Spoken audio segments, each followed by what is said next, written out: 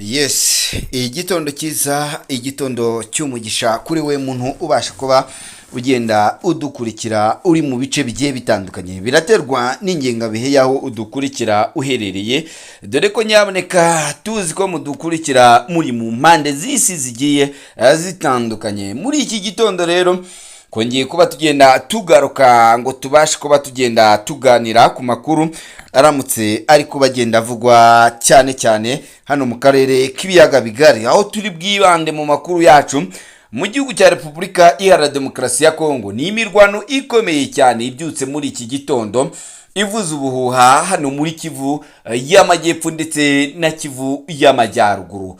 Nyaboneka ibintu ntago bimeze neza, cyane cyane ku ruhande rw'umutwe w'inyeshyamba za M23 muri iki gitondo zibyutse zigwa mu gacu k'ingabo z'Abarundi. Abasirikare b'Abarundi bakaba bakomeze n'umujinya mwinshi cyane nyuma y'ibitero bivugwa byagabwe mu gihugu cy'u Burundi. Ubwo nyivuga igihugu cy'u Burundi tuhita tujyana n'inkongi y'umuriro yaje kuba igenda ivugwa mu gihugu cy'u Burundi. Nyaboneka iyi nkongi ntiyariyo, ndaza kuba ngenda ngaruka ku cyatumye haba ukuguturika kwishi cyane hano mu gihugu cy'u Burundi mu nkambi cyangwa se muri kampu ebyiri z'igisirikare hano mu gihugu cy'u Burundi. Ukuguturika kwatewe n'iki? Ese ni bande babyihishe inyuma, dore ko bamwe batangiye kuba bagenda batabwa muri yombi? Mwibutse ko ibi byose biri kugira banda biba Perezida Evariste Ndayishimiye atari mu gihugu cy'u Burundi. Ari hehe? Byose nibyo tugiye kuba tugenda tubanamo gatanu kuri gatanu. Nyaboneka icyo ngusaba wowe ni ukureba ahantu handitse ijambo subscribe ukagenda urikandaho, ubundi tukajya tubasha kuba tugenda tubana hano gatanu kuri gatanu mu makuru yacu agiye agezweho. Nyirahangaha kandi n'ubundi ndahita nihuta cyane nkiri hano ku kibuga cy'imirwano mu gihugu cya Repubulika Iharanira Demokarasi ya Kongo, hano muri teritwari ya Fizi hongeye kuba ibintu bidasanzwe cyane, dore ko ubu magingo aya ngaya abaturage bamaze kuba bagenda bava mu byabo, ari nako abawazarendo bongeye kugenda bakora agashya cyane cyane hano muri teritwari ya Fizi. Bakoze iki? Byose nibyo tugiye kuba tugenda tubanamo gatanu kuri gatanu. Nyuma y'ibyabereye mu gihugu cy'u Burundi, nyuma y'urusaku rukomeye cyane y'iruri kugenda ruvugwa aha mu gihugu cy'u Burundi, nyaboneka ubujura ntibworoshye cyane hano mu gihugu cy'u Burundi, bitewe nuko inzego z'umutekano zirahuze kubera inkongi y'umuriro yagendaga iba. Bamwe mu baturage bagiye bibwa, abandi barakomeretswa. Ibi byabereye he? Ese byatewe n'iki? Byose nibyo tugiye kuba tugenda tubanamo gatanu kuri gatanu. Magingo yenga ya Perezida Donald Trump akaba yatangaje ko yitandukanyije n'igihugu cy'Ubwongereza. Ese bitandukanyije mu ki? Byose mbigufitiye hano gatanu kuri gatanu. Yewe rwose twarababwiye ngo nimba ukeneye ukuri, reba hano handitse ijambo subscribe buri kandeho, ubundi ukore like na share ku bantu mube benshi mugiye mudukurikira, ubundi tukugezeho amakuru ndetse unatwandikire igitekerezo cyawe hano kuri uyu murongo mugari wa Rwanda Open News.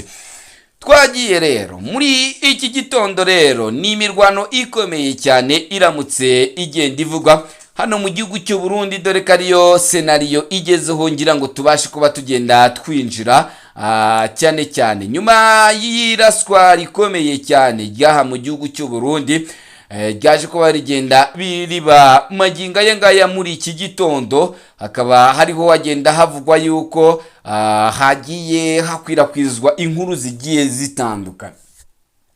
Ibi byatangiye ku uyu wa kabiri tariki ya 31 Werurwe umwaka w'ibihumbi 2026, aho humvikanye urusaku rwinshi rw'ibiturika n'amasasu rwumvikanye mu murwa mukuru w'ubukungu w'u Burundi hano muri Bujumbura.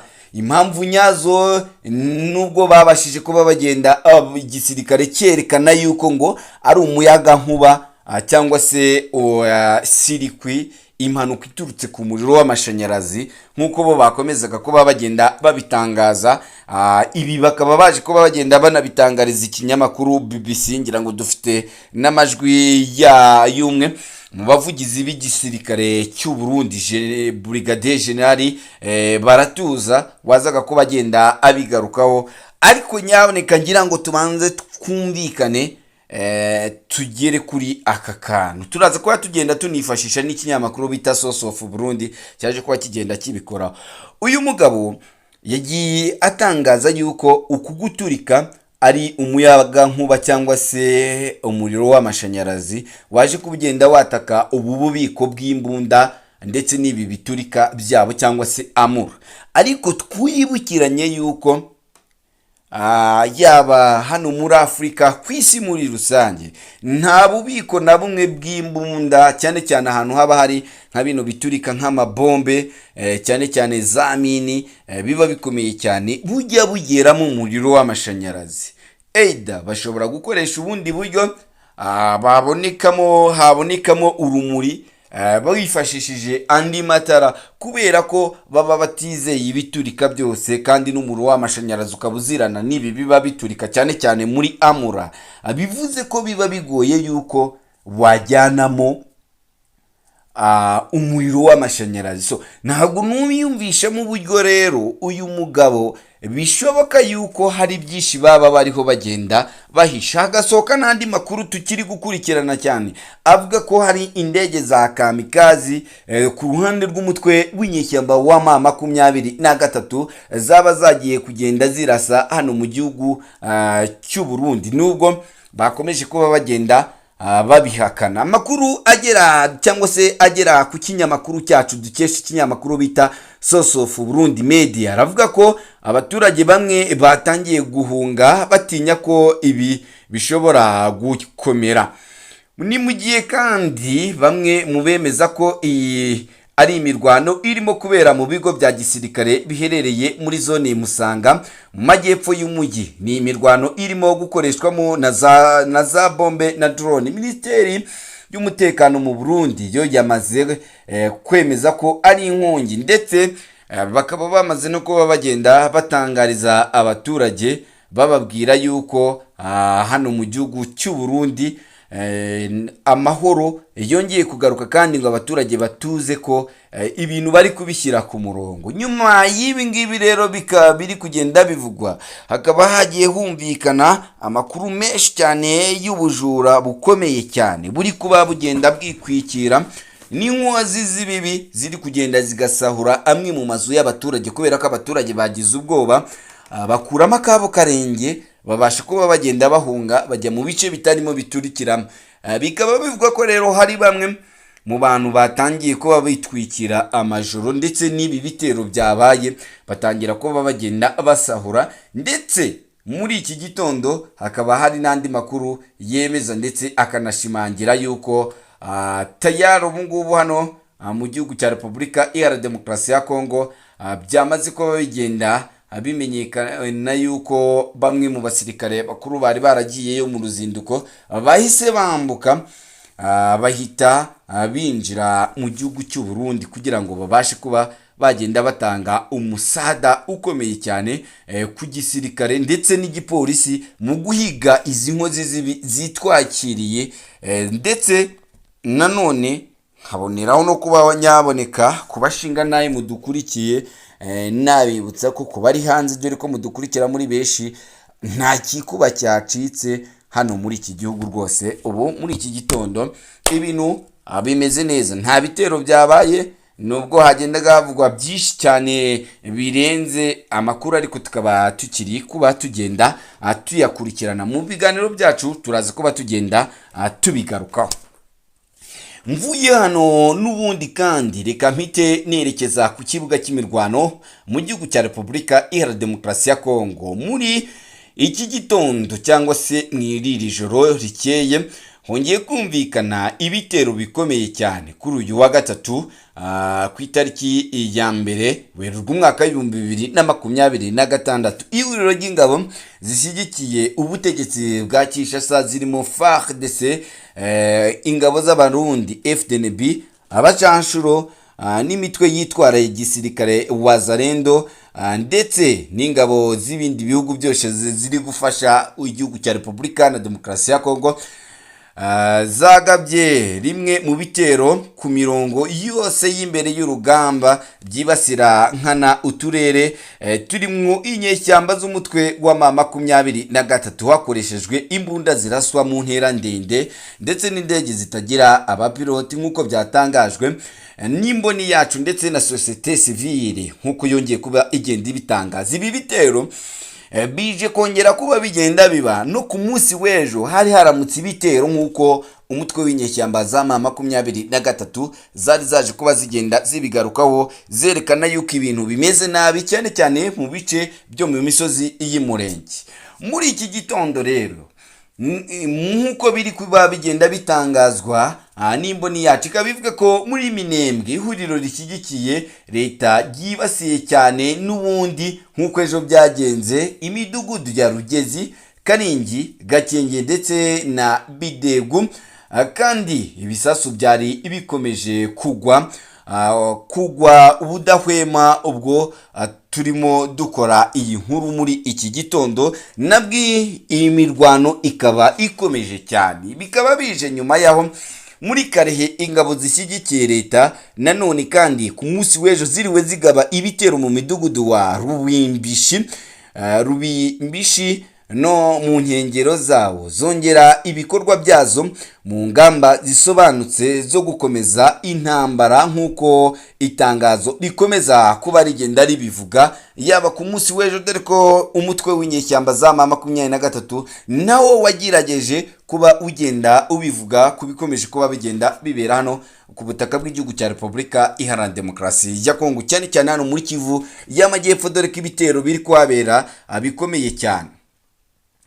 Ahandi rero hakomeje naho uruntu ariko kuva ku munsi w'ejo muri Rubero, aho imidugudu ya Kabasese ndetse na Mutondi nayo yibasiwe kandi n'ibitero bikomeye cyane. Anga bikaba bivuga ko nibura umutwe wa M23 wahatakarije abasirikare bagera kuri 3, abandi barakomereka bagera ku 9. Andi makuru kandi akaba avuga ko aka gace abarwanyi ba wazalendo baba bakarimo nyuma yo kugakuramo abarwanyi b'umutwe wa M23, kuko hari amakuru avuga ko haje kuba hagenda hagaragara bamwe mu barwanyi b'uyu mutwe bagendaga bafite imbunda ku rutugu bari kwirukanka bagana mu bice bituwe n'abaturage, ndetse induru ngo zari nyinshi z'abarwanyi baba wazalendo.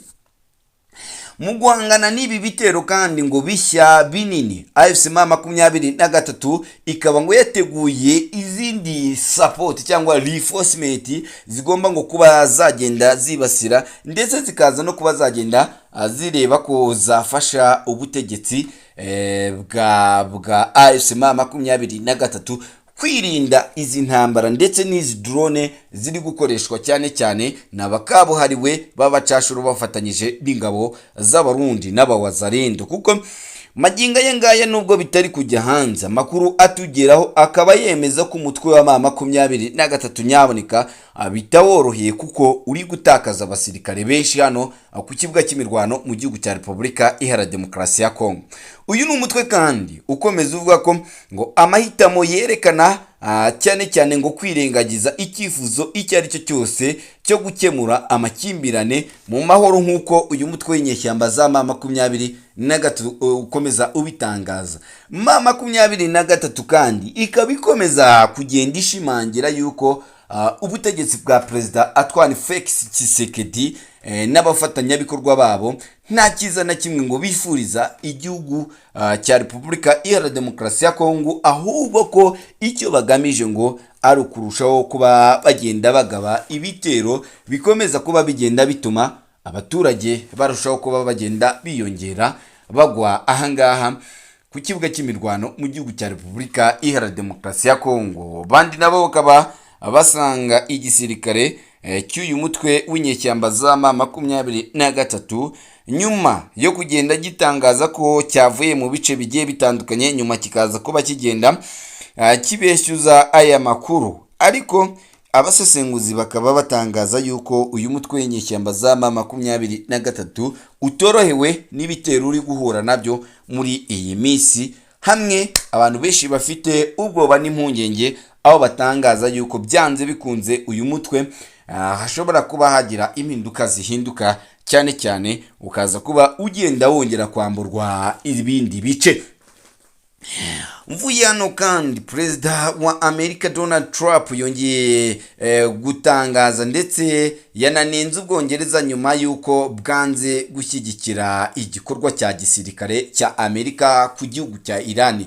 Donald Trump yabwiye Ubwongereza ko bukwiye gushaka amavuta bwonyine, cyane ko hari ibibazo bihagarara y'icuruzwa ryayo mu nzira ya Hormuz. Iyi nzira ya Hormuz ni imwe mu nzira iramutse igize ikibazo rwose iyi si yose yagenda igira ikibazo kijyanye na gaze ndetse na peteroli cyane.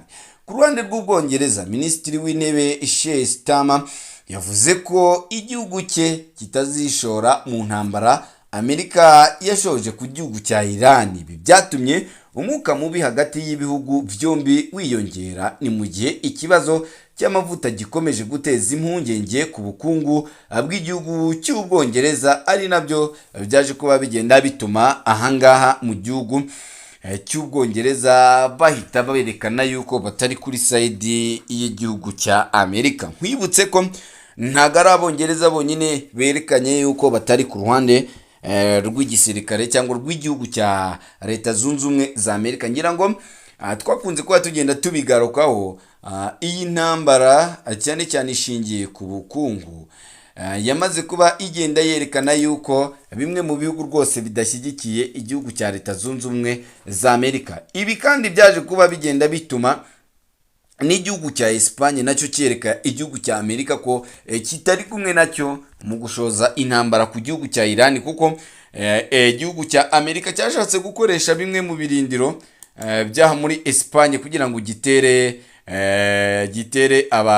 abanya Iran, ariko bigenda byanga cyane cyane. Ibi byaje kuba bigenda bituma Donald Trump ahita atangaza yuko ngo igihugu cya Espagne ngo nta kintu gifite kandi ko nta n'icyo ngo bagitezeho. Ahita anatangaza yuko nta business cyangwa se nta bukungu buzongera kuba bwabaho hagati yabo n'igihugu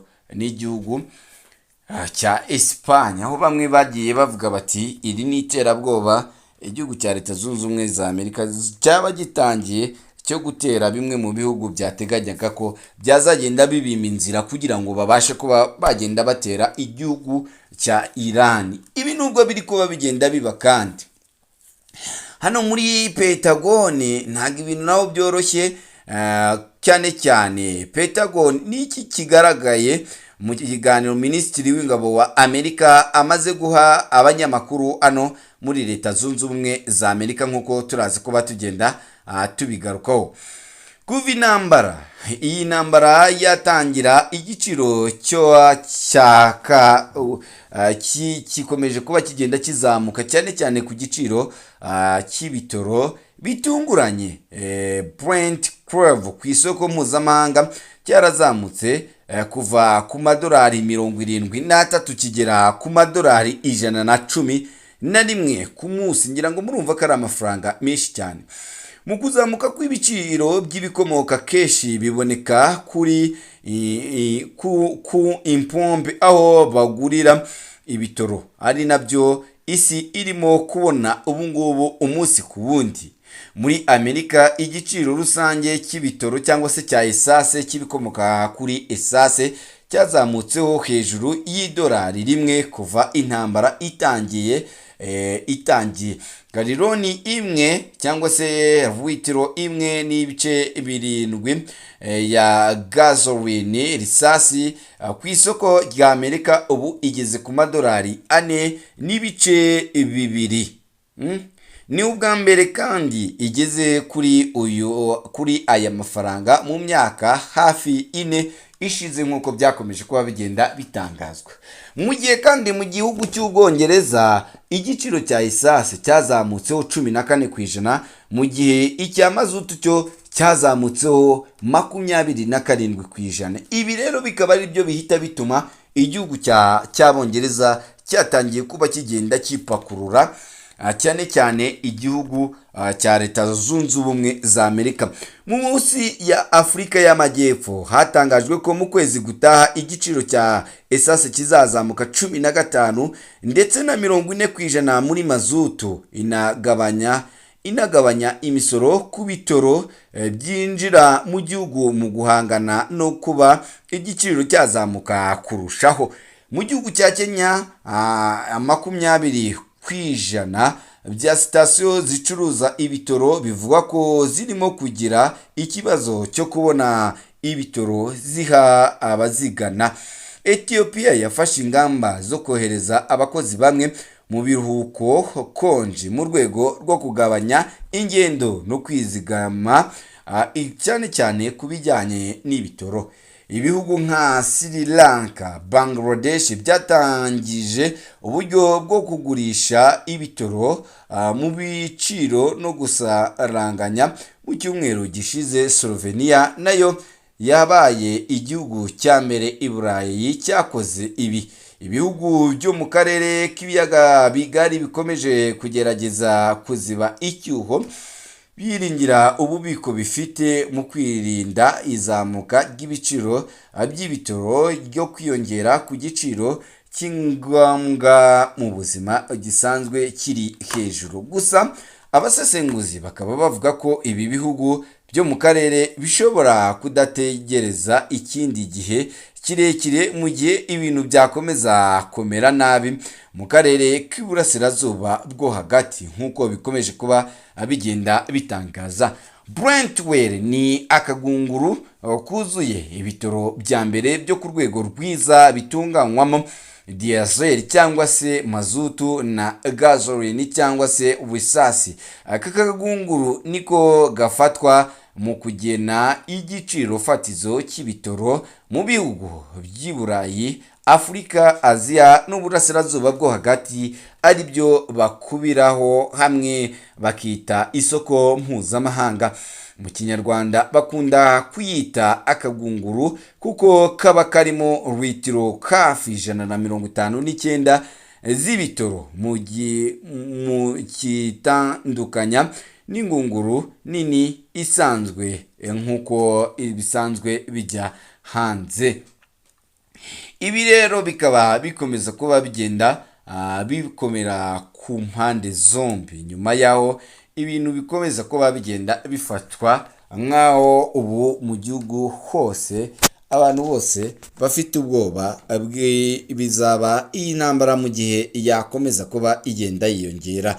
Reka ngushimire wowe twari turi kumwe, ariko nyaboneka reba hano handitse ijambo subscribe ugenda urikanda ubundi tujye tubana hano gatanu